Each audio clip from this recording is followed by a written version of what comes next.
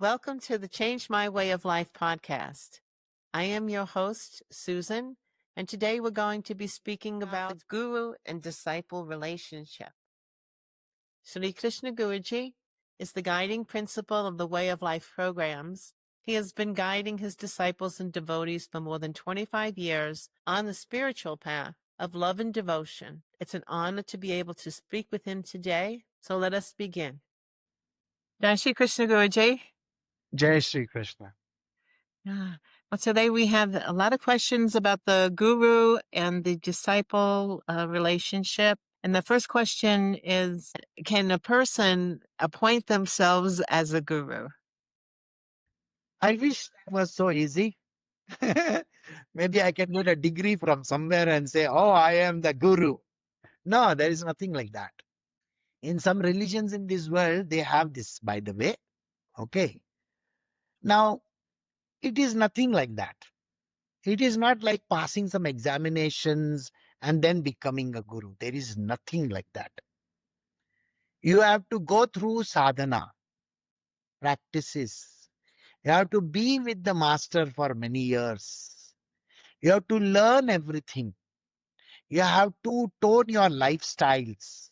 You have to be very, very strict with yourself. Everything has to be done systematically. You have to follow a path. Nobody can become a guru just by, reciting some things or by hearting some things or getting some, certificate or golden certificate from somewhere. No, nothing like that. The guru is appointed by his own guru. There was a very beautiful movie called 36 Chamber of Shaolin. People have to understand how this thing works. The Chinese, they have a system where you become a master, a martial artist, a master, after a very long period of training. That is why when they have these great schools, you have to go through that. That is a different kind of a training. In this, it's also like that. You have to go through a training, a very, very rigorous training. Your own guru, that is my own guru, will, bend me backwards, literally. And he will do whatever that is there with, he has to train me. It is a rigorous climb, you have to go through processes. In my case, before I met my Guruji, I would be sitting for hours, literally hours, in a completely, like they would say, zoned out state. And it would be for hours. I had no idea how many hours I would be sitting on that mountaintop below my store. It is only when somebody would ring or something like that or knock on the door that I would get out of my state and say, yes, what is it? I have to ask that person. And it was beyond my ken and understanding. I mean, basic idea, it would not be there also. And then many years later, I realized what it is all about. So 2007, when my Guruji said to me, this you have to do, you are here in this world for teaching, all those things he told me, I was not even ready to accept it. Because I thought myself not even worthy of teaching anybody, number one, and others not worthy of learning also. In both ways it was. So I said, why do I need to teach anybody? I don't want to. Ah. And I was very callous in my attitude that time. And that was very wrong. But I never understood that. You naturally have to get tight slaps before you actually start teaching. So yeah, in case you have to learn, you have to get through the process. Your guru has to give you that permission.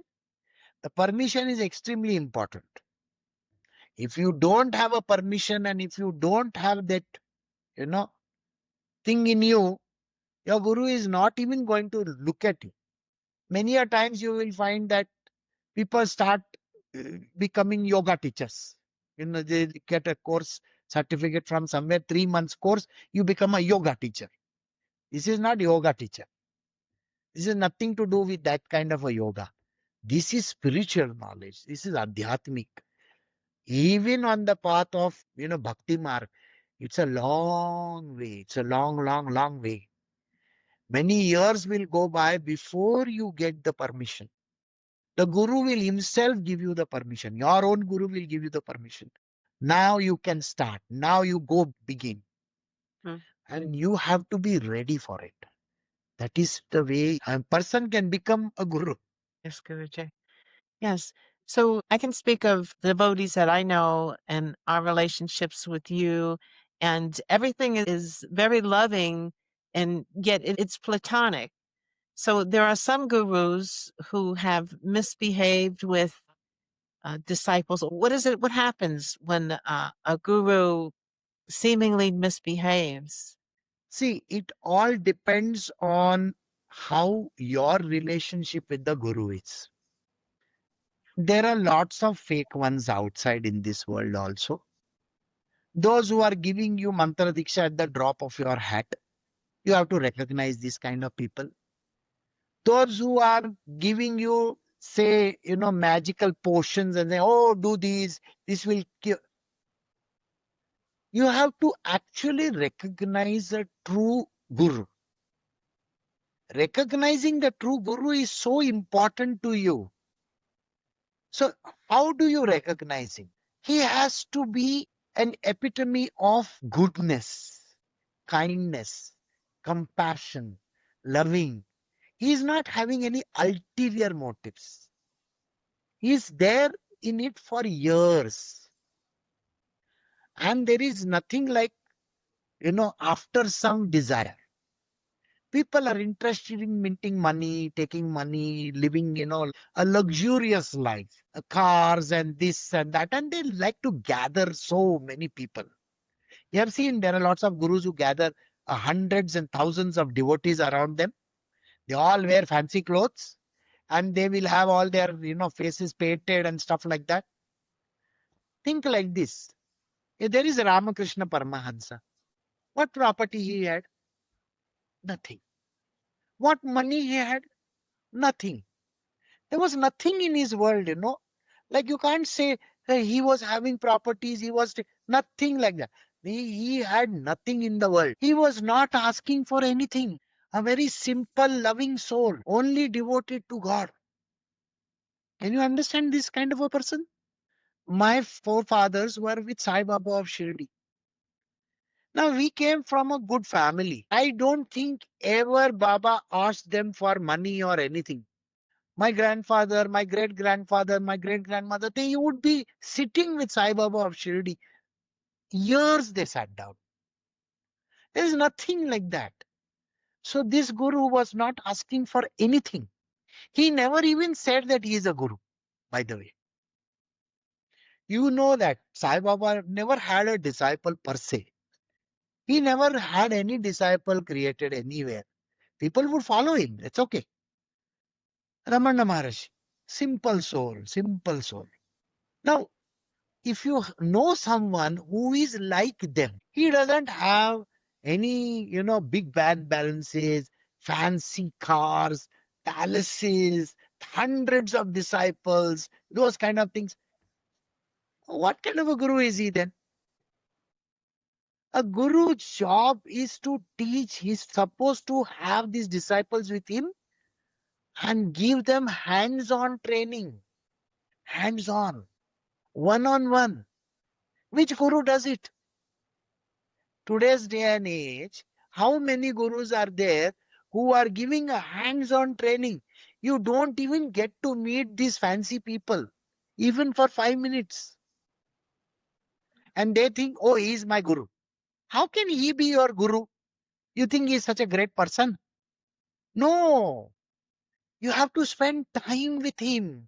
You have to be in his company, be around him, get to know him. Nobody can become a guru just like that. No, like I told you. In the same manner, you have to assess this person. Is he after your money? Is he after this? Is he after some ulterior motives? All the Shadripus that are there, lust, greed, this, that. Is he after any of those things? There is nothing like that which is supposed to attract him. no attraction, nothing. And he is a detached person. So, what is the meaning of the word detached? A detached person is not having communication. For him, every person is his family member and nobody is his family member. Now, look at that statement.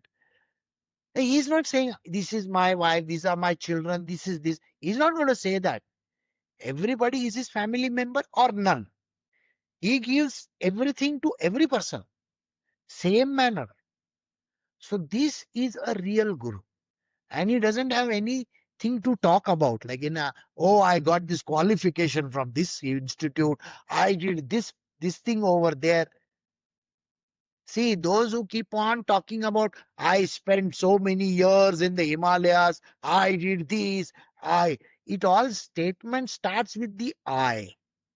If his statement is starting with an I, and I did so many years of sadhana and I was in the Himalayas and this, don't even bother going to this person because there is nothing real about him. The guru has to be very, very sincere. Are they taking up your responsibility? Ask him. And that is when you can actually find the guru. Don't fall for all these traps, that you do this and this is going to happen. Don't even get into it. There's nothing like that. I hope I have given you the answer correctly. Yes, Guruji. So let me ask then, is there any difference between God and Guru? No, the difference is this. Like we are just now doing a very beautiful scripture called the Srimad Bhagavatam. In that, Sri Krishna has given a teaching to Maitreya Muni, which he is supposed to impart to Vidura. So Sri Krishna tells Maitreya Muni what he has to say to Vidura. In that he says, my essence are these gurus. Sri Krishna's own essence are these gurus. They are the pathway to come to him. Serve the guru and then you will reach Krishna. So becoming a devotee of the master, the spiritual master, and offering to him your seva, doing sadhana and being a part of his process, he in turn will teach you everything so that you can be closer to God. So he is the pathway to God. This is what Sri Krishna has mentioned to Maitreya Muni in this Srimad Bhagavatam. Yes. So you have talked to us before about the guru is a tattva, but in a lineage, are there gurus of different levels or are all gurus the same? It is like this. Let us say different subjects. There are different subject matters that are there.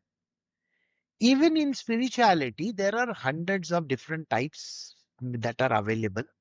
And each guru has a lineage. Like I said, he comes from a particular teaching style. And that teaching style is very close to that particular sect. And that is the reason why you cannot mix the two. So gurus can be of different kinds, but the destination is only one. You have to reach that oneness with the divine. That is why it is called yoga. It's oneness with the divine. You can go to any guru.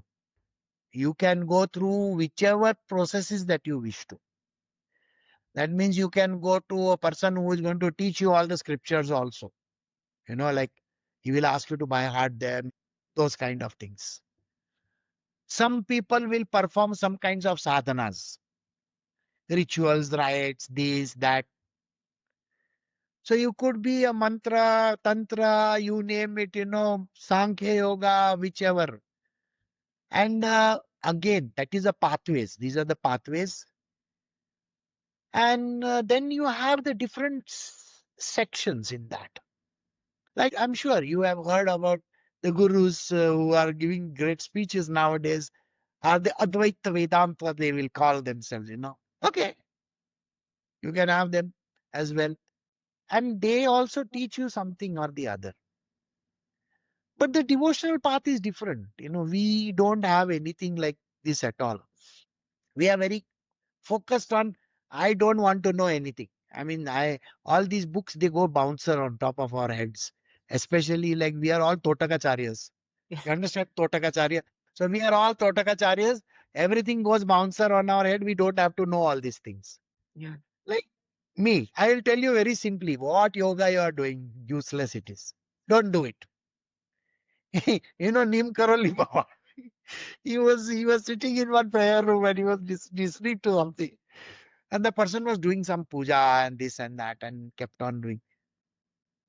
Hey, I don't want this. And he walked out of that place because they don't believe. The ones who are the devotional path, those who follow the path of devotion, they don't even prescribe you with meditation. No meditation also. So in my world also, have I ever told anybody to meditate? If somebody comes and says, Guruji, teach me meditation, I say, okay, fine. But I wouldn't want to teach anybody this meditation and stuff like that, especially all these international yogas. I wouldn't, I wouldn't ask you to do that. No deep breathing also. No need. Why do you need? You just be in love with God. That's it. Yes. That's it. And that way you can achieve. So our path is different than all these other paths. Yes. So, is there a spiritual master, a guru for each individual? No, there isn't one. See, what happens is today we have 7.5 billion people in this world. More than 50% of them are atheists. They don't even believe in anything. So if I say, oh, you have a guru, they say you are lot of marbles. So there is nothing like there are so many gurus. And in all these angels and all that kind of thing that you may be listening to, oh, I have a guardian angel. That means everybody has a guardian angel. How many guardian angels are there? As many as you want? No. So the idea is there are very few. The qualification is required. You have to be on the path towards that. And it's a long way off. You have to get used to a path which is trudging. You have to keep on going and going for years maybe. And if you are fortunate enough, you will find the guru on the way somewhere. Like if you remember Parshuram's story, Parshuram was thinking that I will find my guru, I will find my guru. He kept on searching for his guru for years and years and years. And he never found. And suddenly one day he comes across this person in the middle of nowhere and he is sitting in a ball of fire. And he says to him, oh, this must be my guru. So, and he prays to him. And that Muni comes out and he says, no, no, no, no, I am not your guru. But he guides him. He guides Parshuram and he says, no, your Gurudev is on this mountain. His name is Dattatreya. Go and meet him. He's waiting for you over there. So it is Dattatreya who is given him that idea that come to me. And that is how Parshuram goes to meet his Gurudev Dattatreya. And that is where he meets him as a simple shepherd boy. That is also a very strange one. And he is wondering who is this shepherd boy here on top of the mountain, and then turns out to be his guru. So it is a process. It takes a long time. For Parshuram, it took thousands of years. Simple human beings, they think they can get it in a jiffy. I don't think so. It takes a long time. Yeah. And that is why searching for one, I don't know how it can be done. You have to be very good at it. And the guru will find you. That is the only way I can say how it can be happening. So, Guruji, if we look at just the Bhakti Marg and say we have three gurus in this path, how would we know which guru we should listen to? Whichever one that appeals to your heart. You understand one thing. It's like, you may be listening to music. You may be liking a particular type of music. But you will have your favorite, isn't it? So your heart tells you that this is the one I like more than the other two. So this way, your own heart will open up towards this one guru, and then you can be a part of his coterie also. That's it. It's so simple. You don't have to think about other things because one guru, you have to have that single pointedness towards him. Then you can become that third one. I told you. After disciple comes the devotee. So to be a devotee on the devotional path is the greatest thing that you can ever do in your life.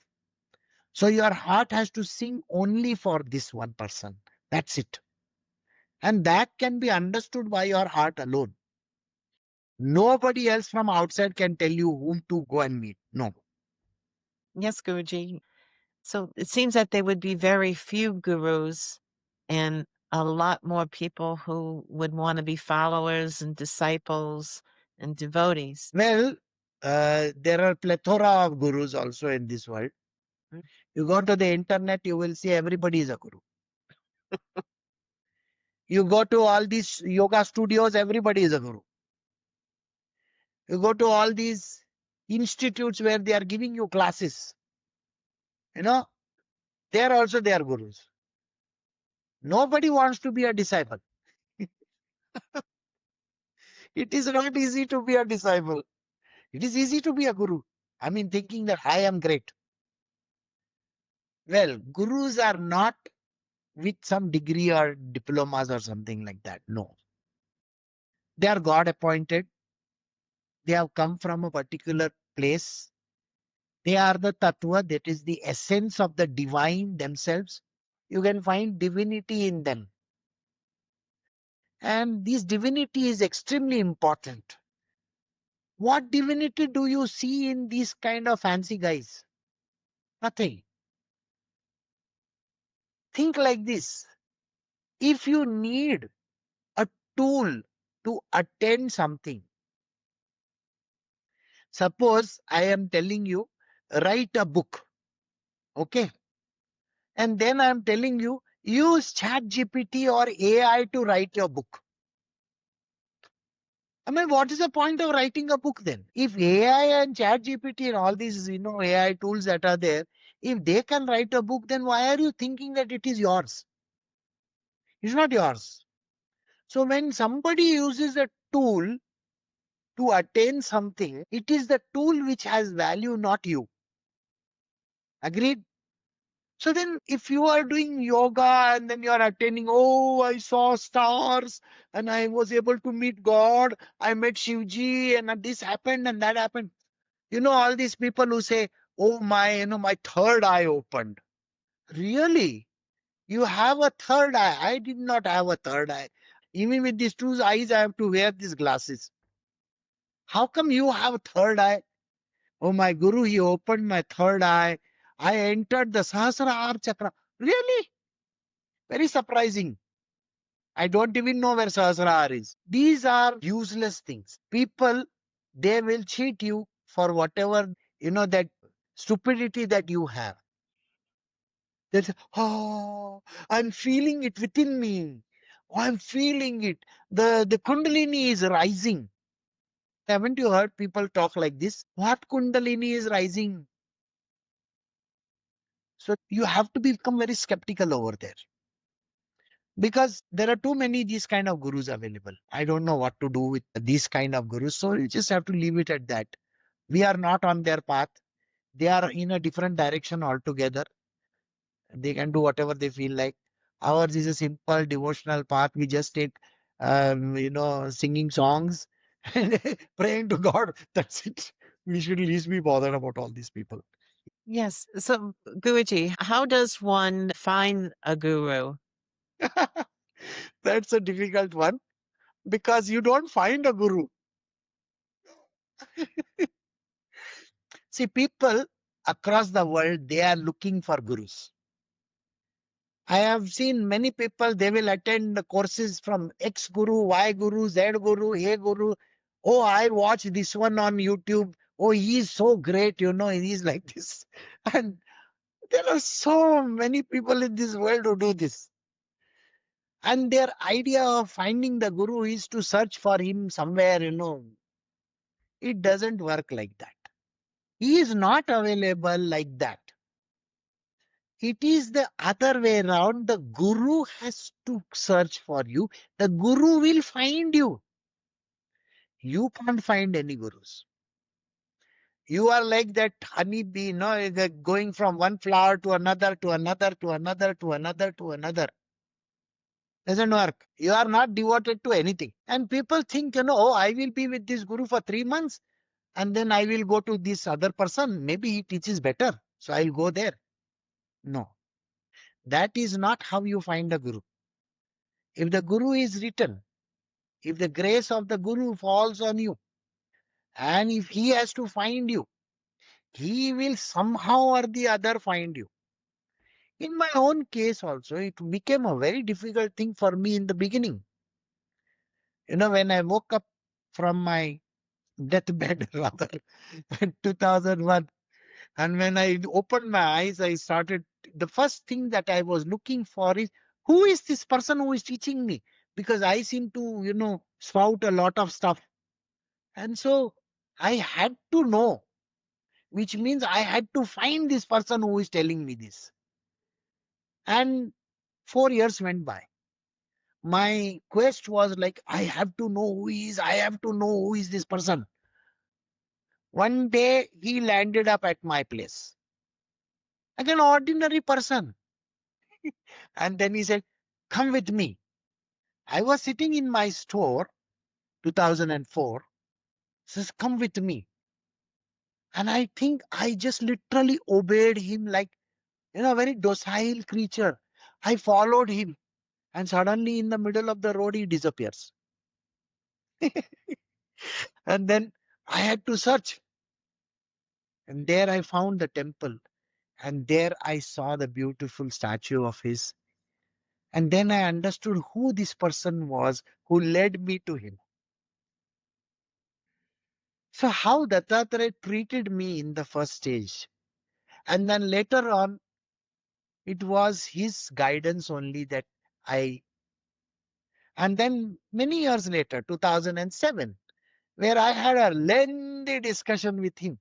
And naturally, it was a very strange kind of a discussion.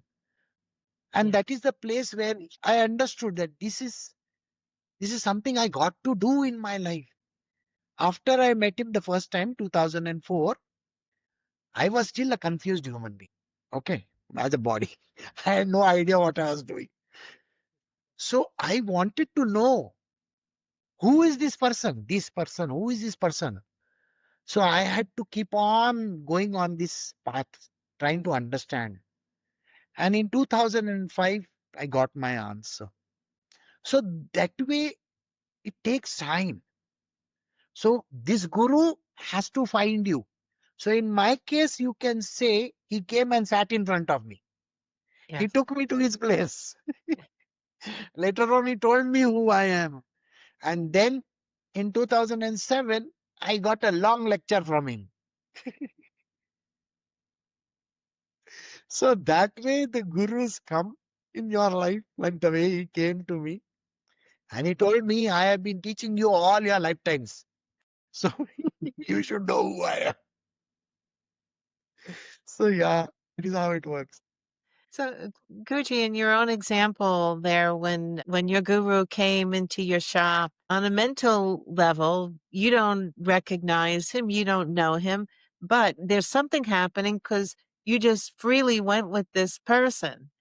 So what is it that knows that I should go with this person?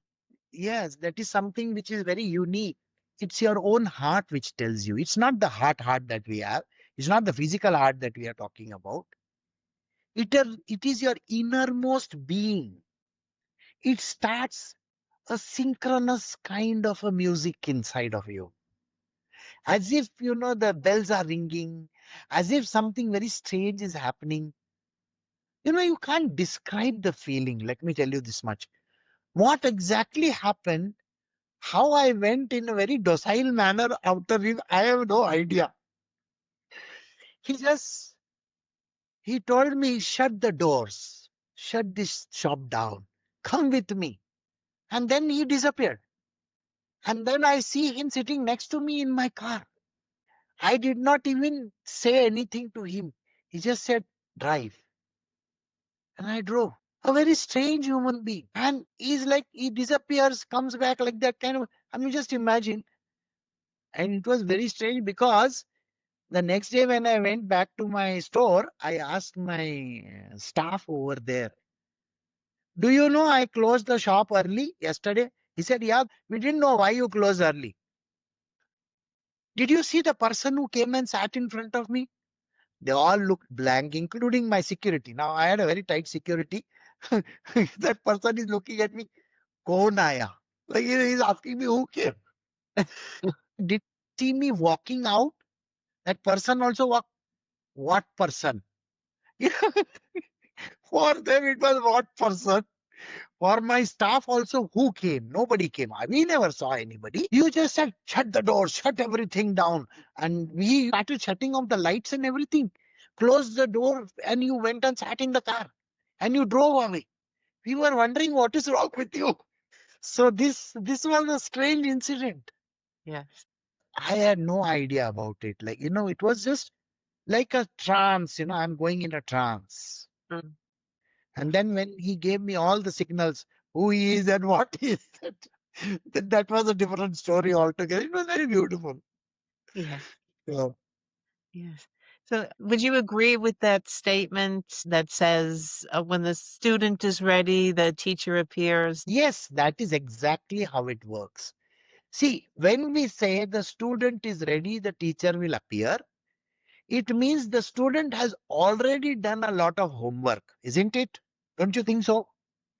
So, what is the meaning of the word readiness? You get ready for the show. You get ready for whatever is going to happen. So, let us say you are going to follow a certain path.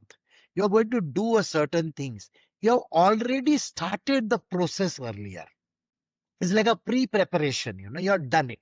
Means what? Now, let us say in the case of the devotional path, you are already in the bhajans, kirtans, you are listening to beautiful stuff, you are listening to the satsangs that are going on. See, in my case, I do the satsangs. You have already done many satsangs.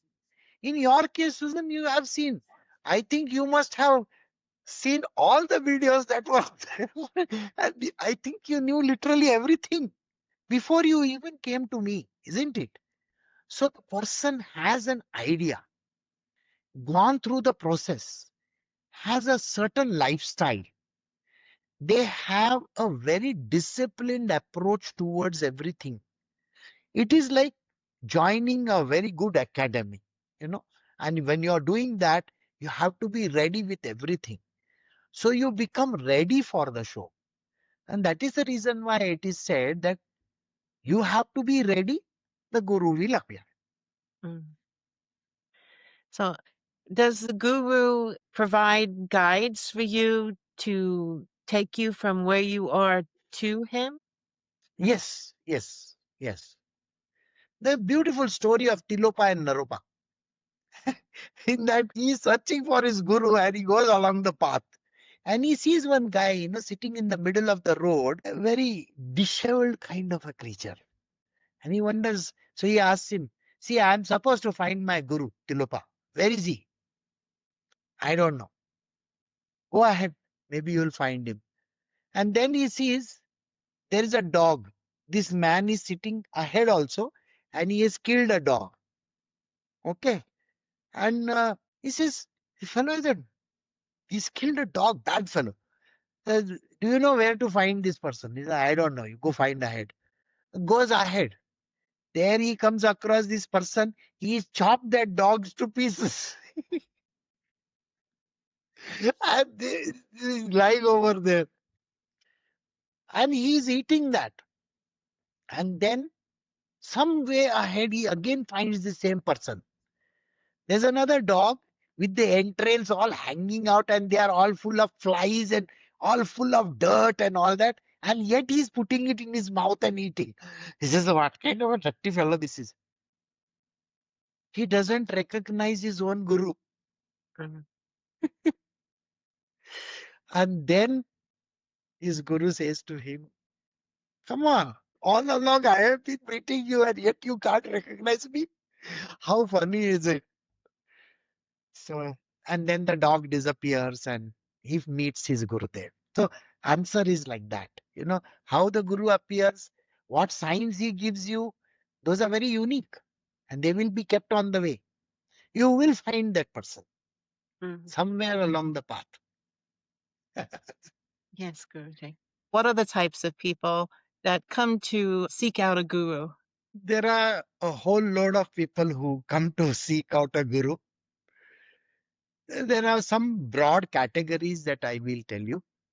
Now, in that, let us say there are the moment they meet the Guru, they could be broken down into 4 types, which is mentioned in the Srimad Bhagavatam. So, first person could be a follower, a regular follower. He follows the Guru. The second can be a disciple. He is a disciple. The third could be a devotee. And the fourth one is something totally different. We call him as a son or a daughter. Now, these are the broad classifications, but let us look at the first one itself. How does a person become a follower? Now, normally in today's day and age, it is like word of mouth or through, YouTube or through some kind of a shows the gurus put up and those kind of things people come to know about a spiritual master. And then there are various types of people who start approaching. The most common one would be somebody who has curiosity. See, the curious one is a person whom we call in our world as something which is called Jigyasu. The word is Jigyasu. Somebody who is interested in, oh, he just wants to scratch the surface to see what it is all about. He's curious. He wants to know more. But the curiosity, if it is satisfied, he may continue or may just drop off. So there is not much of a urge in him to stick around. So he's just curious. I just want to know. So they may come and visit the guru only for the first time or just watch a YouTube video or something like that only for the first time and then they can drop off. Now there are the other types. Sometimes you will find that human beings have a lot of trouble. They have a lot of problems in their life. They are not able to solve it. They might have gone to pray to hundreds of temples also. They might have offered a lot of stuff everywhere. And they have done so many pujas, parts, and this and that. But at the end of the day, they still haven't found the solution. So this person who is a sufferer, he is a sufferer. He is gone through misery and he is on the lookout for somebody who can solve his problem for him. So he wants this problem solver in his life. So the one who is approaching the guru, he's called an Artha. The Artha is a person who is actually seeking out because he just wants his problem sorted out. Can some magical potion can be given or some word can be given or maybe the guru can just put his hand on his head and the diseases will vanish. There are lots of people in this world, they will approach and then they will touch the feet of the guru and they will say, I am suffering from this or something like that, and can you please take this thing away? You have seen most of these old saints and sages. They would just touch the person and whatever disease or stuff like that they had, it used to go away. So this is the second type of a person. The third person is is a great person. He has got a bag full of desires. Like it's come with an entire bag full of desire. I want this. I want this. I want this. I want. He's very much interested in making a name for himself. He wants money, he wants fame, fortune, everything. Can I get a job? You have to understand. Lots of people go to gurus because they don't have a job. Some of them will also go because they are having a lot of problems while giving examinations. So they will go to the guru and say, can I pass in this examination? And this examination should be very good. Now, remember, this is a person who has come with a motive. Motive. He has got a very clear motive. I want something from the Guru. The earlier one was having a problem. This one has something to get. His desire is there. I want to get married. I have been approached with so many people in the past who told me, Guruji, when am I going to get married? If you bless me, I'll get married. Some people have children. I mean, I have people who have come to me, Guruji, when am I going to get a child? And I've said, okay, fine. So what are you looking for? A child? Okay, you may get one. So this person is only full of desires. He's not come over there for anything other than his desire. So he is called that Artharthi. That is basically somebody who has come with a motive. Then there are lots of people who actually feel that the guru has some knowledge, the knowledge which is very evolved kind of a thing, a spiritual knowledge, or something which I can get from him, which is going to give me this spiritual path. It can show me the path. And this particular person is having this idea that knowledge is what the guru can give. And he is interested in knowledge for the sake of knowledge. Later on, he may think in terms of, oh, I want realization, I want this, I want that. But the first thing that he is coming for is knowledge. You will find that there are lots of these gurus in this world who are trying to sell all kinds of, different courses and stuff like that. Yeah.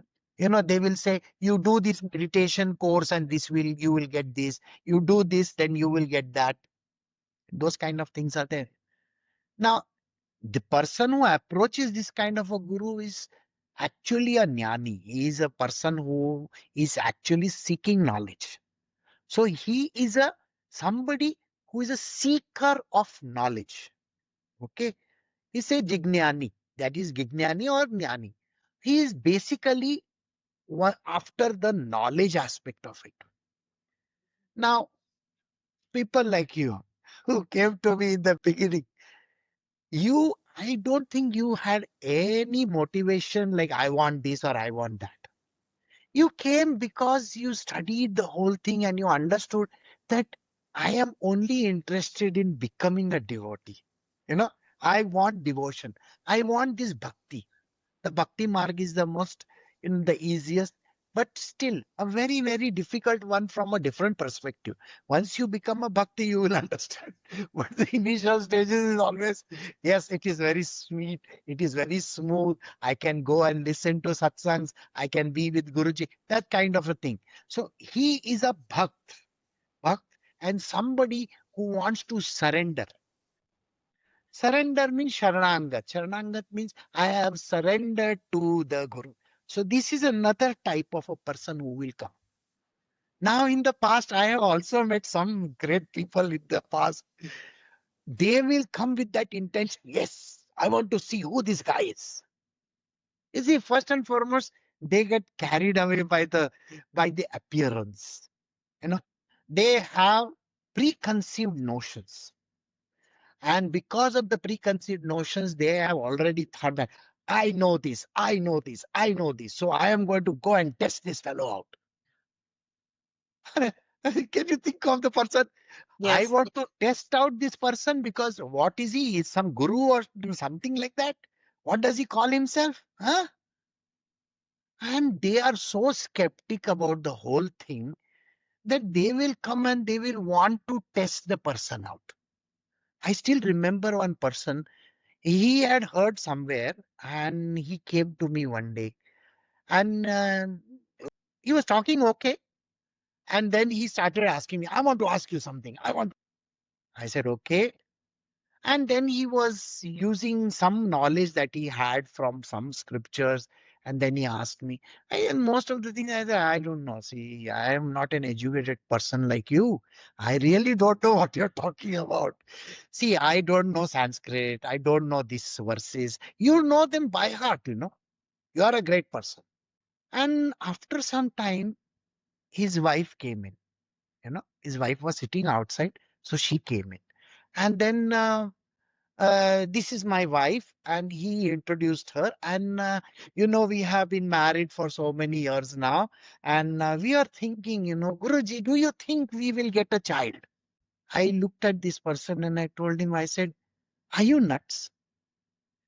I said, don't be stupid, okay? Come on, you have not come here for this purpose. You know very well why you have come here. Why do you want me to talk in front of your wife? Come on, don't do that. It is going to be very tough for you. So can you ask your wife to sit outside so that you can talk to me? And that one question that you feel you have, why are you not asking me directly? No, no, no, no, I don't have any question like that. He started behaving like that. And then later on, then see, I can't divulge it in front of your wife, so kindly ask her to go out. So he said, okay, you go sit outside. And then he stood in front of me. After that, I told him, you know, you are not straight. You know that, no? You are not a straight guy. So I don't know, why are you destroying the life of this woman? You are not a straight guy. You are somebody who is interested in your own kind. So isn't that what you were actually trying to do? The moment I said these words, he literally went down on his, and he started, Guruji, Guruji. I said, no, don't say Guruji, Guruji. You have come here to test me out, and I don't like these people, who come and test. Because what is it that you are seeking? You want me to tell you what all this is about? I don't think you should come this way. I kindly go. And I had to smack him off. So this is a person who is very skeptical, but he would like to test out. Then there is one other person. Now this person has got, an entire story behind him. That means he is meeting me not for the first time. Though in this body he is meeting me for the first time. Okay. Now, when he comes, he has got his past lifetime connections. And he has come again because he is continuing with that teaching.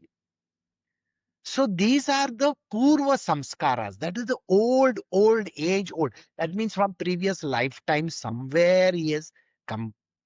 And he is a part of a coterie, a group, which forms the Guru's own Sankul. It's a group.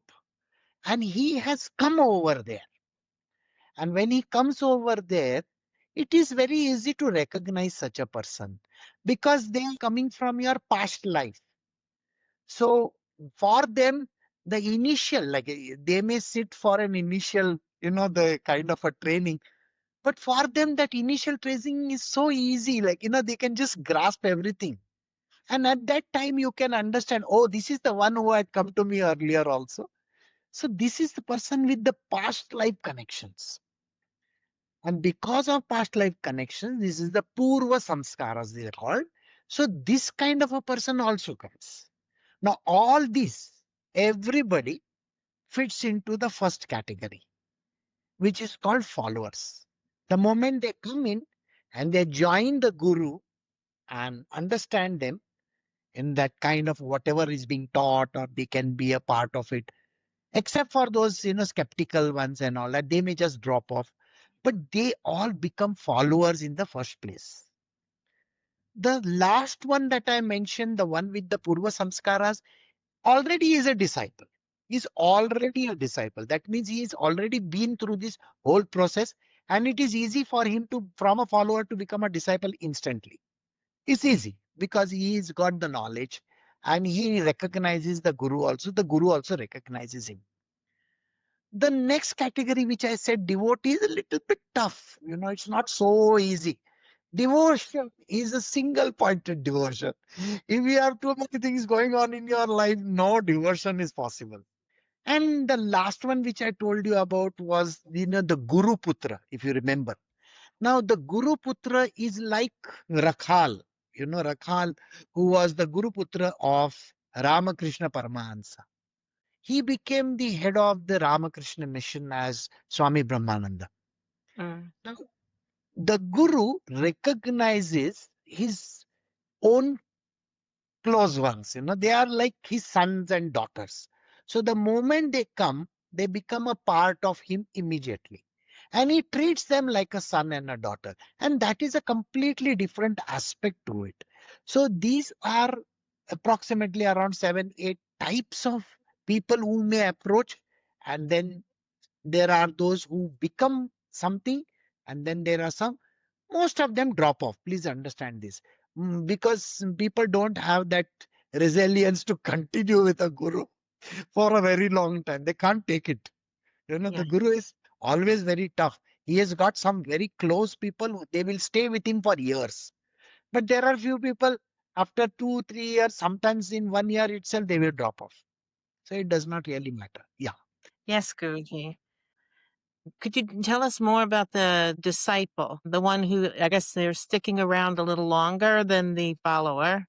See, a disciple is a person who is a kind of a sadhak, a person who has literally come and joined and thinks that he is going to be benefited from the relationship. So they may join the satsang, they may go and do the courses or whatever the guru says, they may listen to it.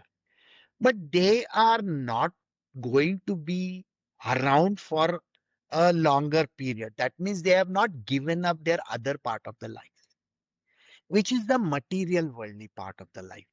A disciple can just come, be there for some time and go away. He need not continue for a longer duration of time also. He can get married and can get off. It's possible. Because see, when such kind of big incidents happen in somebody's life, the life changes by itself. You will find that people for job purposes move abroad. Yeah. Then it becomes very tough for them to come and meet the guru. It's not possible. So a disciple could be semi-temporary or could be temporary also. To become a permanent disciple, that's a little bit tough because then it involves one more thing. The guru has to initiate the person. See, the initiation normally is given by the guru only to the deserving type. The one that he feels, okay, this person can carry on further learning. So he can be involved in some more activities, some more kind of learnings. Think it's like joining a Harvard or a very good institution or a school, which is very, very prestigious. So the disciple can also become an initiate. He can get initiated. Now, the initiation is normally in a Mantra Diksha or something like that, where he is given a specific type of words to say, which he has to repeat them on a continuous basis. He's not supposed to divulge them to anybody. See, because it is exclusive to that individual. So one person should not talk about his what mantra he's been given to another person because it is exclusive to that individual. It's like a magic word kind of a stuff. Now, when this mantra diksha is given, there is a process that has followed. In today's day and age, most of the people, most of the gurus in the world, they don't follow any of the processes because this is a fast world. It's a fast changing world. People come, they approach you, they want, I give me a mantra, give me a mantra. I met a guru in my life and he had initiated more than 500,000 people. Wow. I mean, I was shocked to hear this because my foster mother was with him and she said, come on, let's go and meet our guru. I said, okay. And I went with her and then I said, how can this person give 500,000 people Diksha? I don't know. Is he greater than God? Mm. Anyway, so I just dropped that subject because, see, the moment you are given a Diksha, it is the Guru's responsibility to take care of that person. Uh, See, anything, any misdemeanor on the part of the disciple, okay, can backfire on the Guru. because he will get the brunt of it. It is like taking ownership. You know, he is like a person who is looking after a hostel. In hostels, and if somebody is doing some mischief, naturally the first person they will say, okay, can you tell me why this person ran away? Why has he gone and bunked this class? I mean, those kind of things which happen. The warden who is there, if you remember, there are wardens. So the warden is held responsible. So please understand, the guru has to take the responsibility of this disciple. So before he takes the responsibility, he wants to check out whether this person is really worth the salt or not. You know, he has to find out, yes, is he worth it? Should I give him? And he assesses the person. And once he assesses the person, then it is realized that, okay, fine, I can grant him this, but it is only going to be at a cost. The cost is the karmic debts which are there. So there are lots of karmas that happen along the way. Now, the moment you have a guru and an initiate, then responsibilities of the guru. So he has to ensure that the disciple follows a very strict path, which means a disciplined approach in life. So getting up in the morning to doing the sadhana and everything has to be done very religiously. So to get this kind of a disciple is very tough because people are very whimsical and flimsy. So they get upset with something and they may go away. So a disciple may test the waters and may go away. And there is a very beautiful story in that also. In ancient times, there was the Guru Samarth Ramdas, his name, and he was the Guru of Shivaji Maharaj. And he was a very great person. Remember, his name is Samarth Ramdas. Ramdas. The word itself will tell you. Ramdas means is a Das of Ram, which is none other than Hanumanji himself. So Samarth Ramdas was Hanumanji himself. Okay. And one of the persons who came to him said, hey, like he wants to be his disciple and I will learn everything from you, blah, blah, all that. And he got into it. So Samarth Ramdas gave this person the Mantra Diksha. But like this person I told you, he was Artharthi, somebody who is got the ultimate motive in life. He was more interested in what will I get to eat. There are people who are only after eating and all that. So he was told by his Gurudev, go to the villages and get bhiksha from there. He said, bhiksha? I thought you are a great guru and you are a guru of Shivaji Maharaj. So naturally you must be having a bhandara, of a very large, granary of grains and stuff like that. And you must be having a lot of money. But you are telling me to go out and, beg from people, bhiksha? I don't feel like it. The guru doesn't say anything, but he still goes and begs and gets something. But one day while begging, he comes across a person in another village. So this person, he looks at this, person with jola and all that, and he says, why don't you come inside and have meal with us? So this disciple, he says, okay, I will go and have a meal with this person. And he said, okay. And he waits for the meal and the meal is served. It's a very generous meal and all that. After having the meal, he asks this person, I think you are a very religious and a very spiritual person. Can you take me under as one of your disciples? So this person says, why? Why do you want to be my disciple? I'm not a guru. He says, no, but I would like to be because you seem to be a very great Brahmin and all that. So he says, okay, but I have a guru already. So first I have to go and tell him that I don't want you as my guru. I want you as the new one as the guru.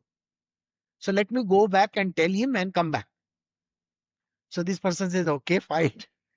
And then this guy goes. He goes to Samarth Ramdas and tells him, you know what? I met a better guru than you. He feeds me very nicely. And while going also, he has given me some money.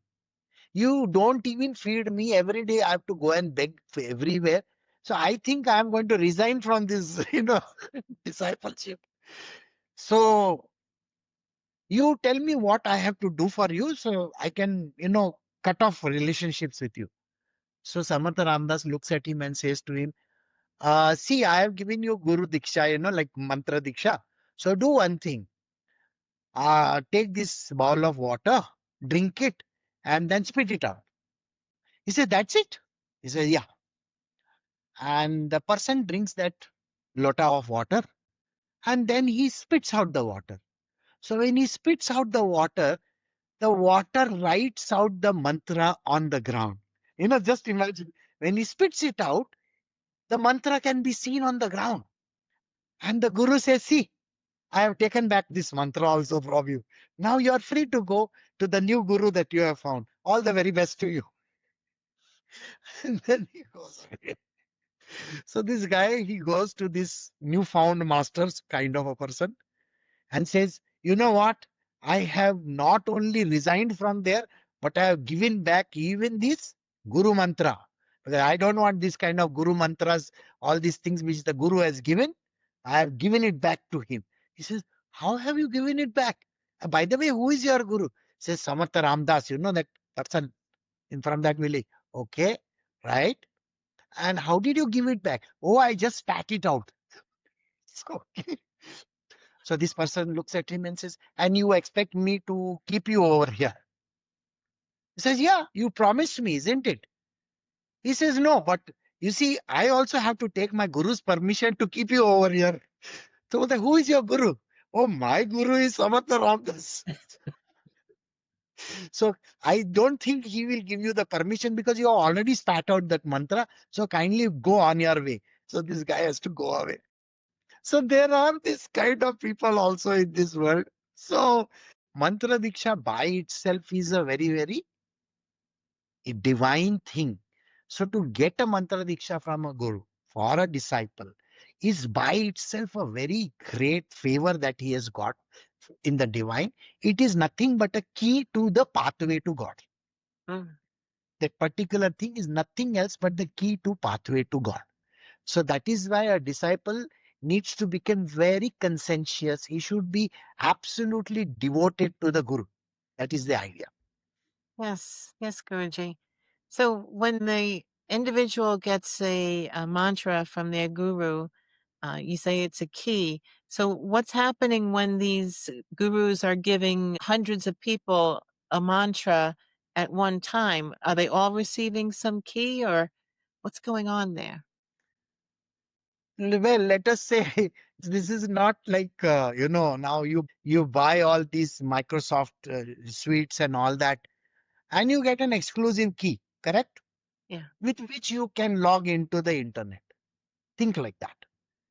Now, even in, Bitcoins and all, there is a key, isn't it? And that key is very important. You can't give it to anybody else. So think like this. Do you think, oh, I have a very specific Bitcoin, okay, and I'm going to give the key to 1 million people? I can't do that. This is stupidity.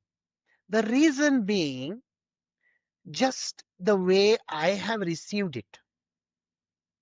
My own Guru might have given me a Diksha. He might have. I'm not saying he has given me, let us stay out of it. So if the Guru has given and then he passes it on, it has to be done in a very respectful manner. Nobody should disrespect it. And it has to be given only to specific people. Everybody cannot be given. It is not like available for everybody. Okay. It is not a breath line or something like that. You know what a breath line is? The common clothes that you get across the world. No. These are exclusive designer wear, kind of, one very exclusive stuff. And it is only meant for that purpose. And that person only.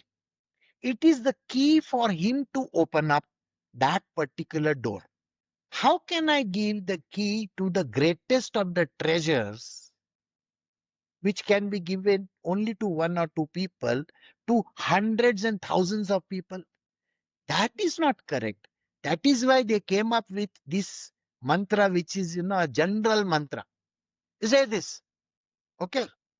This is a general mantra. Give it to any Tom, Dick, Harry, Jones. It's okay. I mean, what is going to happen to that? That mantra may not even open a simple door. It will just give you a little bit of a satisfaction that yes, I am praying to this God. See, every mantra, it has got something which is called the key to a particular doorway for a particular entity. Like Shivji has specific, the Narayana has specific, like that. It's all different kinds. And the Guru who is given this mantra, he's come from a lineage. Somewhere up the line, he has come from some great master somewhere. Like in my case, my ultimate master is Dattatreya himself. He is the Param Guru. He is the absolute Guru. There is nobody greater than him. And he is an avatar of all the three divinities, that is Brahma, Vishnu and Mahesh. And he is an eternal being. That means he's always around. So Dattatraya's, his lineage is completely different. So we all come from something which we say as the Datta Sampradaya or the Nath Sampradaya. And that is the reason why you will find that there are so many gurus along the way. Even Sant Jnaneshwar, I'm sure you have heard of Sant Jnaneshwar. Sant Jnaneshwar's guru was his elder brother, Nivritti Nath. Nivritti Nath. And Nivritti Nath came from the Nath Sampradaya. That's a lineage again. So many gurus were there before him. And they had passed on their essence to the next in line, the next in line. And this is how Nivritti Nath gave it to his younger brother, Sant Jnaneshwar. And this is how it progresses along the way. And that is the reason why this Guru Mantra can't be given like a common thing, everybody can take it. It is not something like that. So the people that receive, like one of the 100 people that receive that mantra from that guru, are they benefiting at all from that mantra? See, think like this. If I am giving you a magic word, okay, open sesame, and there is a lot of treasure inside that. If I give it to 100 people, only 5 people are sufficient to loot that whole place down. Isn't it? Yes. Yeah. Think on those lines. If this mantra is given to hundreds of people, what is the use? The only thing is they can get a satisfaction, like you may get an internal satisfaction. Oh, I have been given a mantra. I keep on saying this. It is like mantra can be said just like that. And there are various ways of saying it. You can say it aloud. You can say it under your breath. You can say it in your mind. And the fourth one is very, very exclusive. It is automatic. It happens on its own. It's in automation. Now, these are 4 types. Now, what is it that you are used to saying it out aloud or twirling those beads, People twirl the beads, and nowadays they have that machine they will use, tuck, tuck, tuck, tuck, tuck. And it gives you, it's a counter. They use it in the stores. In the big stores, they will have the counter, tuck, tuck, tuck. Every person who is coming in and going out, they count. So like that, they have these counters. And then they are saying, oh, I counted so many today. Well, the mantra is supposed to be not counted. It has to keep on happening. And there is nothing like initially this mantra is given. Now people say, how many times am I supposed to say in a day? So they will say, do 3 rounds, do 8 rounds, do 10 rounds. That rounds means you have to do it complete 108 times or so, or 1008 times. That is how they look at it. There is some figure they will attach to it. And then they think that, they have done it 1 crore times. The Purush Charana, they have achieved some objective.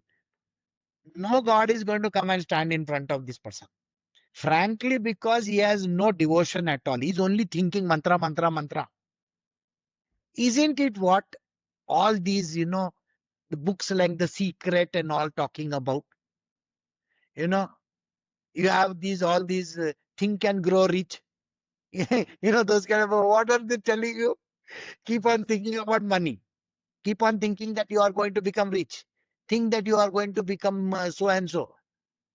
And then you think and you become rich. So it is like that. You have to just do this mantra and you will get that God. Sir, who has told you? You think God is having no other thing to do in this world, is it? He's going to, oh, this guy has completed a million times. Let me go and say hi to him. It's not a qualification like that. No. You have to attain something which is really very exclusive, which means it has to happen on its own. The mantra has to come on its own, which is called the Ajapa Japa. That is, it is eternally happening. And there was a very funny incident which I have to tell you. One day, one of my closest disciples was there, devotees, I should say. So she's telling me, Guruji, I want to understand about these japas and all these kind of things. I said, I don't do japa. Yeah, really, but every guru is supposed to do, no? All these, they keep on saying Om and this and that. Then I said, no, it is like this. There are many ways of doing this. In my case, I don't have to open my mouth and say anything. Are you listening to? I'm talking to you, isn't it? I'm just talking to you. I may be just sitting over there. You think I'm doing some kind of a jap over there, sitting over there, taking somebody's name? Nothing like that. And then again, I don't even have a mind. If you think I have a mind, then that is your mistaken, because it's a mindless person. I am a mindless person. But Guruji, how does it work? I said, okay, are you keen? Don't feel bad if I tell you something. They said, what is it? Now, can you put your head on my chest over here and listen to it? And she put her head down and she held it to the heart over here. And after 1 minute, she started crying. I said, why are you crying? She said, instead of the heartbeat, I can hear this Ajapa Japa completely going on inside of this body. How is it possible? I said, see, you got your experience. So I don't do it, it happens on its own. So you have to attain this state where every part of your being can say the name of God.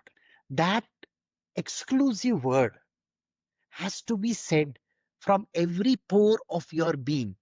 You know the story of that Sufi saint, isn't it? We have posted it. Now, the Sufi saint was such an exclusive person.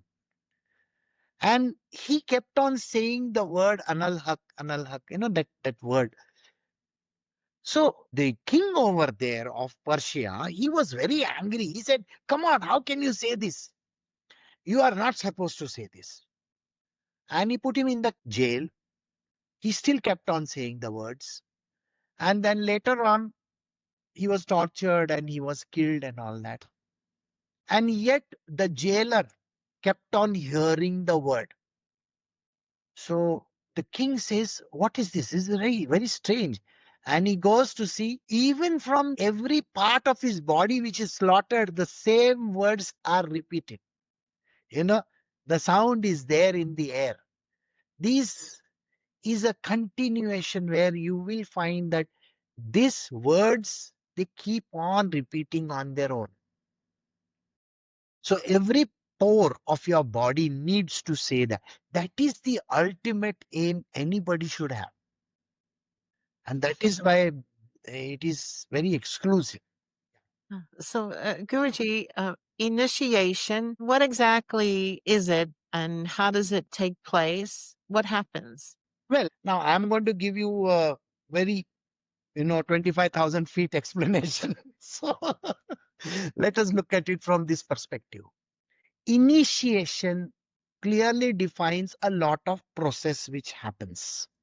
The idea is that this life of yours, you have a name, you have a body, you are a son or a daughter of somebody, and you have a past life also. That means now you might have come to this guru at the age of 30 or 40 or whatever. So you have that much amount of life.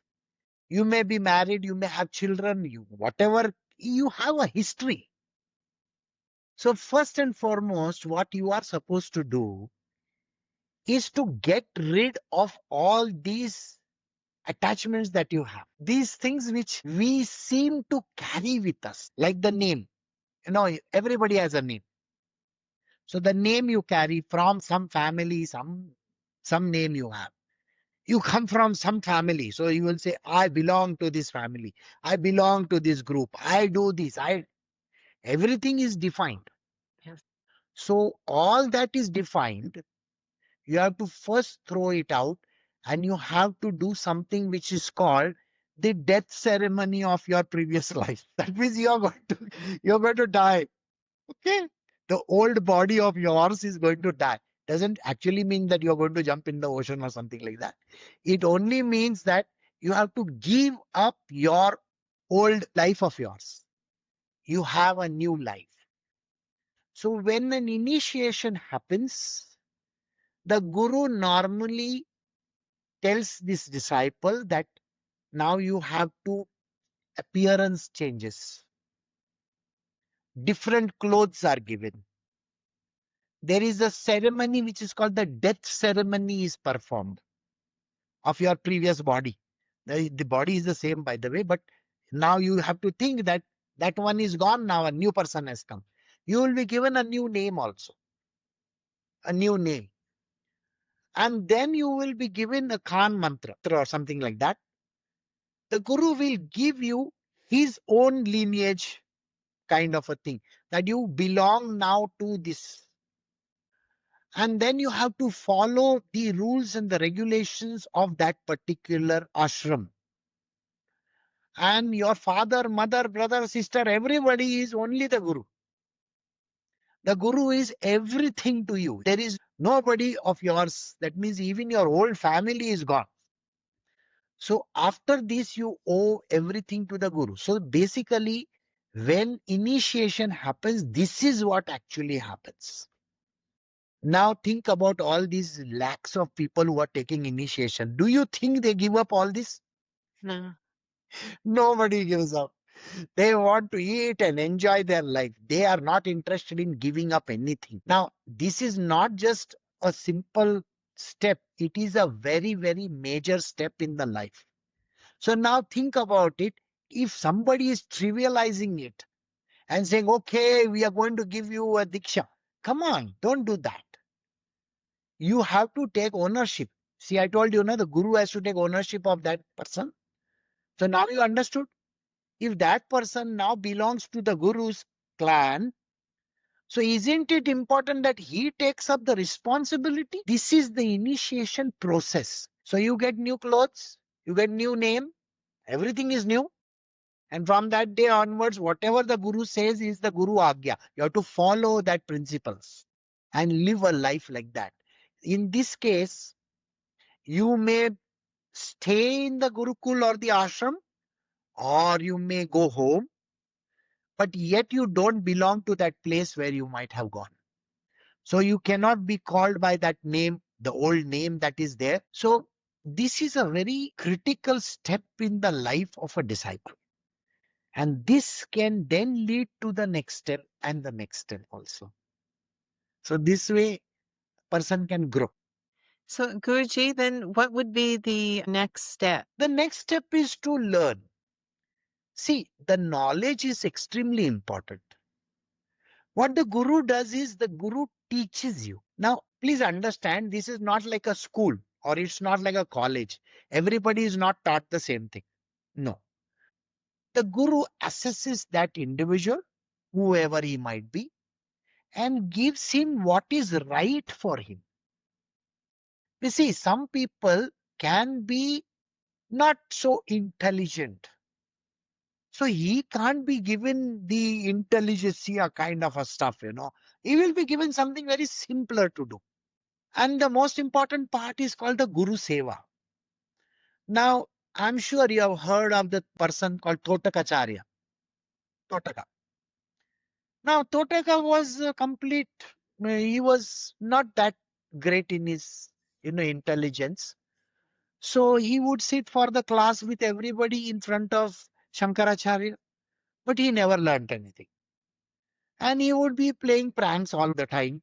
But where it was Seva was concerned, he was the number one. Even a thought arising in his mind that my Guru needs me just now, he will go and stand in front of him. Guruji, what can I do for you? That means Shankaracharya would have to look at Totakacharya and see what is he saying. One night, he thought he heard his Gurudev say something, call out to him. So he came from his room and he stood outside the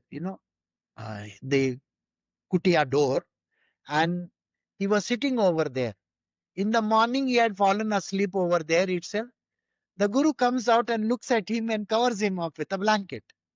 This is the kind of love that Totakacharya had for Shankaracharya. And then it so happens that few years go by, everybody used to deride him because of his less knowledge that he had. Because he was a very simpleton. Now, the Guru knew everything. Shankaracharya knew everything. But because everybody was deriding him, one day he was not attending the class. He was taking a bath in the river. Now, when he was taking bath in the river at that time, suddenly he thinks his Guru is calling him. So with those wet, whatever garments, he starts running towards the class. And he comes inside and he bows down to his Guru and says, Guruji, you have called me. There is some work that you might be wanting me to do. Tell me, what should I do? Shankaracharya looks at him and smiles and says, no, go wear your clothes. Whereas the whole class is laughing at him. Now Shankaracharya looks at them and thinks, what do you think he is? Do you think he is a dunce? Do you think he is stupid like the way you people treat him? That is not the way to do. And then he tells his disciple, walk 10 steps. And the disciple listens to him. Totakacharya listens to him and walks the 10 steps. In less than 10 steps, he has become enlightened. Just the Guru's grace itself enlightens the person. So discipleship, or for that matter, when the teacher starts teaching, when the Guru starts teaching, there is no specific approach towards teaching. It could be the most difficult of the subjects, and it could be the simplest of the subjects. Every Guru is specific in his own way. Like in my case, I only talk of devotion, love and devotion. That's it. And we pray to Krishna. So that is it. We are not here for making all those great, scriptures and by arting things or doing yoga, meditation and all that. Nothing like that. There's nothing like that. There's only love and devotion to be imparted. But still, there is a way which the disciple learns over a period of time. It takes time and it cannot happen in day one. Please understand this. Even on devotional path, the Guru's grace has to be there. And the Guru needs to be around. And he has to impart him the knowledge. See, think like this. If the Guru is not there, then things are not going to happen the way you think they are going to happen. In case of Sri Ram, in case of Sri Krishna, don't you think their Guru were there? Yeah. Very much so. Vashishta Muni, Sandipani and all were very much there. These people were part of these gods. They were a part of his ashram. They learnt over there for many years, not 1 year and 2 years. See, they learn very fast. Sri Ram learnt very fast. Sri Krishna, in one approach itself, he have understood everything. He doesn't have to go through. Remember, I told you past. So that is the Purva Samskaras and all that. I told you that. So in this manner, they also could be.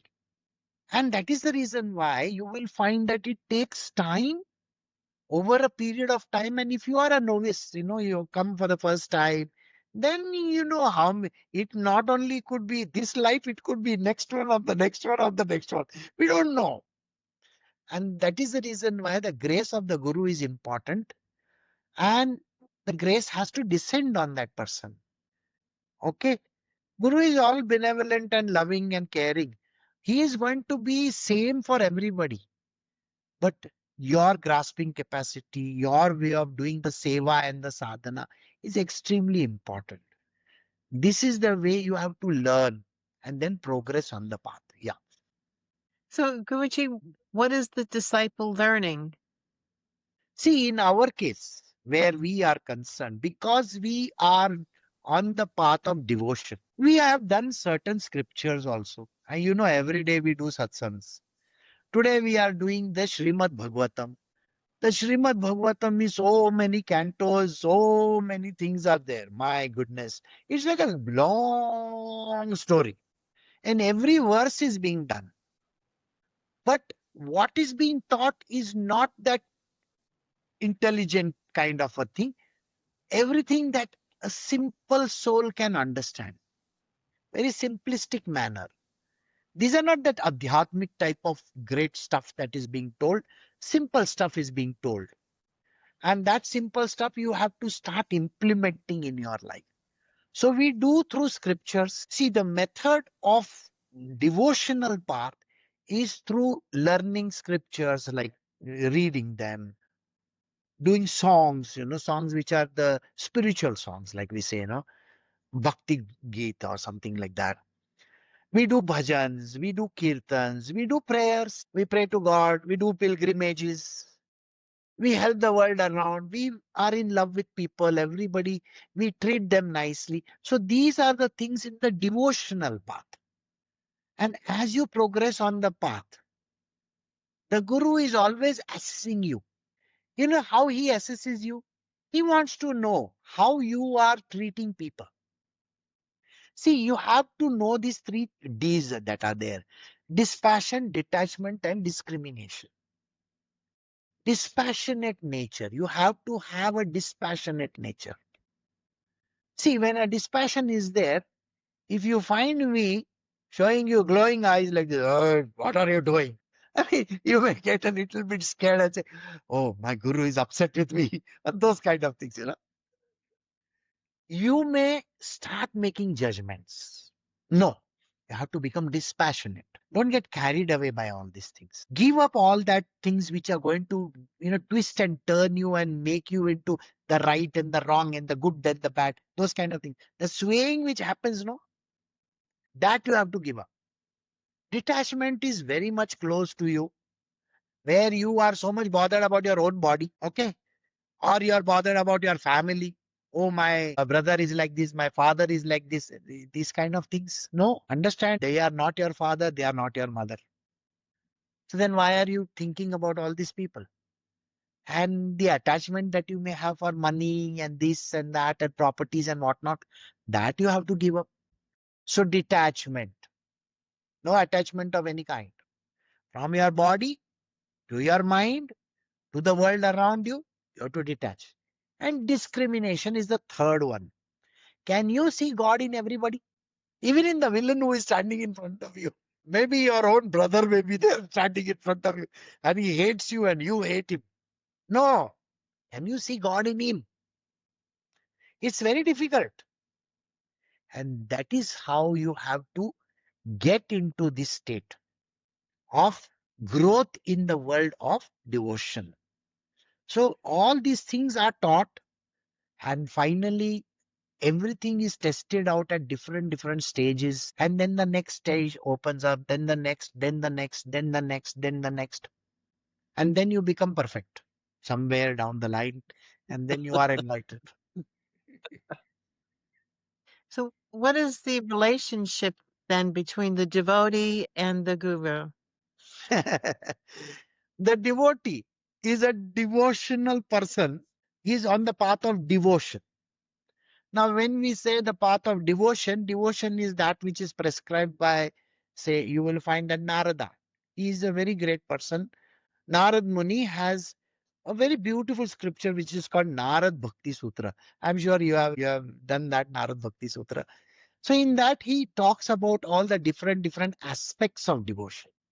So you can consider your guru as your friend. You can consider him as your brother. You can consider him as your father. You can have a female guru also, not that. You can consider him as a father. You can consider him as your son also. Anything, whichever way that you can appeal to him, that you can be. And how do you become one with him? Then there are the four ways in which you can become one with him. Same person, the guru and you. You can be in the vicinity. Okay. You can be closer to him, just sitting closer to him. You can be with him, literally he is carrying you. Or the fourth one where you become one with him. You are merged in him. So you have no identification per se. So there are all these kinds that appear for the devotional path. So you can enter whichever way you feel like, feel that devotion to the guru in whichever way you feel like. You may consider him as your father also. There is absolutely no issue. See, that guru can consider you as his son. He is your father, you are the son. And you have to be very dutiful and respectful in this whole thing. So Narada gave this very beautiful scripture, which is called the Narad Bhakti Sutra, which tells us very deeply about how this whole thing works. And it's a very important scripture. We have also done it. You can see it in my channel. Krishna knows is there. The channel is there where you can see it. And you will understand. Yes, Guruji. So let me ask then, Guruji, what are the responsibilities of the disciple towards their guru? See, a disciple's responsibility is to be very truthful to the Guru. Be devoted to him at all points in time. He's going to keep on testing you. The Guru's job is to test you because you have to progress in your path. Every disciple has to progress. So he is going to keep a track of you. He is going to ensure that you are always going to keep on growing. Many a times a disciple may not like what is happening. It's a simple case like you will be told, go get water. Now there are people sitting over there and suddenly you are told, go get this glass of water. It sounds very insulting to a person. A normal human being will feel very insulted. The Guru is actually trying to test you. There may be a glass of water lying next to him, but yet he is deliberately telling you these things. And the Gurus do this very often. They will deliberately point out at something. You may get upset, you may get angry, and you may say, I don't want to be here with you. It happens. Anger can come to a person just because you get hurt and angry and upset. So these tests are constantly happening, constantly happening. Your job as a disciple is to pass all these tests. You may not come out in flying colors in all the tests, by the way. Some you are going to fail. And he is going to test you again in that. It is continuous. He will test you till you are perfected there. And he is always keeping a watch over you. What is he doing? You may think, oh, my guru doesn't even know I am doing this. Like I have certain disciples, they think that I don't know anything. Okay. They will say, Guruji, I was very busy, I had to do this, I had to do. Oh, yes, I know where you were. So the guru normally knows these things. So first you don't have to lie. You have to be truthful. You have to acknowledge. You have to follow a pathway. There are certain disciplines that have to be followed. Like your guru may say, you get up at this time, do this kind of a simple thinking process, sit in your bed maybe, or sit in a very comfortable place. He will give you some kind of a technique. You can follow that. There are very simple norms of eating also. There are simple norms whereas keeping time is concerned. You understand? Then he will ensure that you have to maintain hygiene, cleanliness. There may be, all the place might be very dirty. And you may say, oh, the maid has not come. Oh, this one has not come. Oh, that one. It's deliberately. The guru is going to say, oh, this maid, she doesn't even clean properly over here. It's actually a hint to you. Why don't you clean? This is the way of talking is so unique that he is pointing out something to you. Then he will say, my eyes are watering when I am cutting something. And you will say, okay, but that happens. So, no, he's telling you something. Your job is to cut that. So, you understand. So, this is a training process. Sleeping time, reading time, me time also, very important. And there are certain protocols that you follow. You don't disobey. Don't keep on procrastinating. Don't keep on dilly-dallying or, give some false answers or some kind of a reasoning. Be very straight, open, straightforward, like saying that I'm sorry, Guruji, I did not do this. Or I apologize to you for being late or something like that. You can do that. Please, he's not going to say anything bad to you. What he may do is he may treat you in a certain way, but you have to be ready for it. So this is the way in which the disciple is tested out continuously. There is no one single method. And when the test is going to come, you won't even know. Because you think, oh, now everything is fine. No. When you are off guard, he is going to catch you. See, simple. You have to understand. He is Maya himself. Okay. When Maya comes to bite you, you won't even know. So be ready for it. Be always on the lookout for whatever that is being told to you or being said to you. Keep your ears open. And if you don't understand, ask him. See, many a times we don't understand what a person is saying. At that point, ask him, do you mean this? Then he will tell you. It's a way of testing out and making you progress. So that is the pathway drawn for you. And you have to be ready for it. Yeah. And now there's always the uncomfortableness that people feel whenever money is spoken of. But there is a dakshina that should be to your guru for him teaching you. There is a responsibility, it may not be financial. So, there is a responsibility of dakshina to the guru. Yeah. See, you have to understand the guru is not an earning member. He doesn't go out and earn money. He's not like a person who is working in a factory or an office or something like that. If there is a gurukul and an ashram that is being run, it is run only on donation and charity. Most of these great masters, they have what is called as an NGO or a trust or something like that they have created to run the place. So you can give a certain contribution to that. See, in other religions, there is an insistence that you have to pay 10%. In Islam, you have to pay that amount to the place. In Christianity, there is. But in this Sanatana Dharma, people don't think that it is necessary to do anything like that. They say these gurus are all cheats, they take the money and all that. No. To run an institution, it requires money to run. So the guru is not going to eat that money. No. So you have to give a certain contribution towards the institution for the upkeep of that. Because not everybody who comes to the guru is rich. Sometimes the guru will take some money and give it to that person also.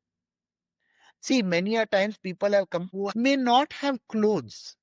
So I have taken them out. I have bought thousands of rupees worth of clothes and I've just given it to them. Say, take this. Somebody who is not having education, they want fees, money and all that, we give them. See, we have to do this. Plus, like in our case, we are building a temple, A temple is getting built. Now, the temple is not my property. It's not at all going to be my property. It is going to be the property of this institution. And the temple will be run in that manner. It is connected to something. And the accounts are open because it's an NPO. It's a non-for-profit organization. So whatever the donations that come, whatever that comes in can be channelized properly towards a proper direction. And that is the reason why it is important to offer something. In our world, we call it Dakshina, a certain amount of money to be given. The disciples take care of the Guru's expenses. In olden times, if Vashishta Muni or Vishwamitra is running his ashram, or any of the great sages were running the ashram, it is the kings and his sons and whoever that were attending this ashram school, like they would be offering everything.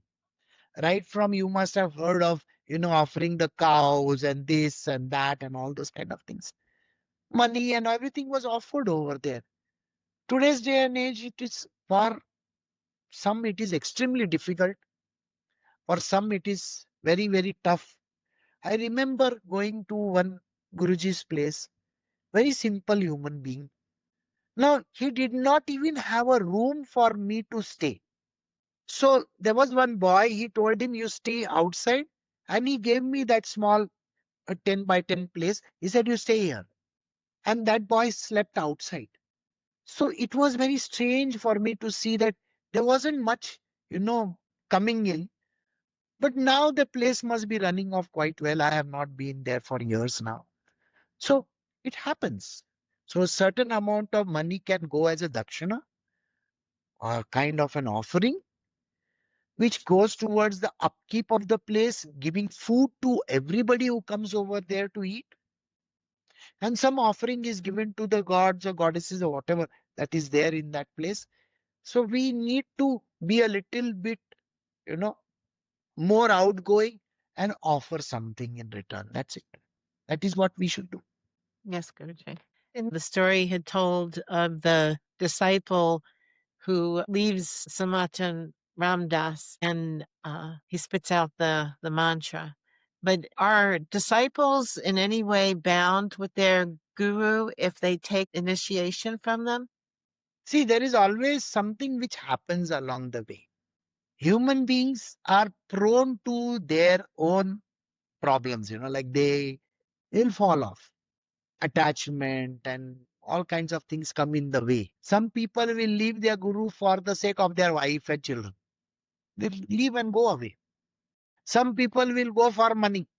Some people will go for something else. But the guru never leaves the disciple, ever, ever. What he does is he keeps in touch. He's always giving his grace to this person. Wherever this person could be, the grace is always going to be flowing to that person. Unfortunately, the person doesn't come back. But many a times I have said to my own disciple, I'll see you in the next life. Don't worry. So it's an ongoing story, like I told you how it is. I said, no, there is a Purva Samskaras. You are going to meet your Guru in installments, in different lifetimes of yours. You may meet him in the next life, so it's okay. Doesn't make a difference. You may learn only this much for him just now. Next time you may learn more. Depends again. Yes, Guruji. So, what happens if a disciple or follower, or I guess even a devotee for that matter, lose faith in their guru? It happens very often because they have expectations. See, when you have expectations that the guru is going to treat you in a certain way, he's not going to override you, and he is deliberately going to put in front of you these other people, and in front of others, he's going to literally pull you down. At that moment in time, your ego gets upset. You're hurt. That means you have not been able to overcome your ego. So if you are getting upset and going away, somebody who goes away, it is because of their own ego. I'm talking about real masters, okay? I'm not talking about those below average kind of people or the fake ones. Those who are with a real master, the real master is going to make that person's life miserable. He will ensure that he is being manhandled at that point in time. He's going to ensure that he's going to say, okay, hey, do this, hey, do that, literally. And when the ego rises, you know how difficult it is to control it. So these people, they get carried away by it, by this ego, and they want to leave this guru and go. So it's okay. Really doesn't matter, because till you don't overcome this difficulty of yours, which is the ego itself, you are not going to become a person who is like a wax in the hand of the guru. The guru can't train you because you are like a stone. How can the guru change you? You have to become like a wax. Then only the guru can give you a shape. You have to surrender to him. Surrendering is very, very important. And if you are having less of faith, then you are not there. Your faith has to be absolute. That means you should not doubt the guru, even in the simplest of this. Like he may treat you in a certain way. Don't get carried away by that. He's doing it something, some deliberate step he is taking. And don't get upset about it. Naturally, human beings get upset, but you should be able to control yourself. Don't open your mouth and say bad words. Don't become, sarcastic or arrogant in front of him. Have the humility to accept it. So surrendering is important. Having complete faith is important. Having unconditional love is important. And devotion to the Guru is extremely important. And this is the only way in which you can attain your ultimate objective in your life. That is, you can get everything from the Guru and reach your destination, whatever that is destined for you. Yes. And Guruji, if a disciple or follower or devotee leaves their guru, can they come back in this lifetime to the guru? Yes. Normally, what happens is very strange, I'll tell you an example of one of my own disciples. This person was very haughty, arrogant, angry, because according to this person, I was giving more to another person. So they left and went, but then afflictions came, afflictions which were beyond any comprehension and control. And the only solution was to come back. So they came back, asked for pardon, said, okay, I'll take care of you, no problem. The guru cannot become a person who is going to treat this person who has come back badly. No, you have to be kind, extremely kind and compassionate. They have come because they have a difficulty which others can't solve. So you solve it. And that is what the guru has to do. So it happens sometimes that the disciple returns back. Mhm. I have had number of people who came back. They had some misunderstanding. They had some issues. Could happen in whichever way. So they came back. Yes, Guruji. Thank you so much, Guruji. Thank you. Thank you. Thank you.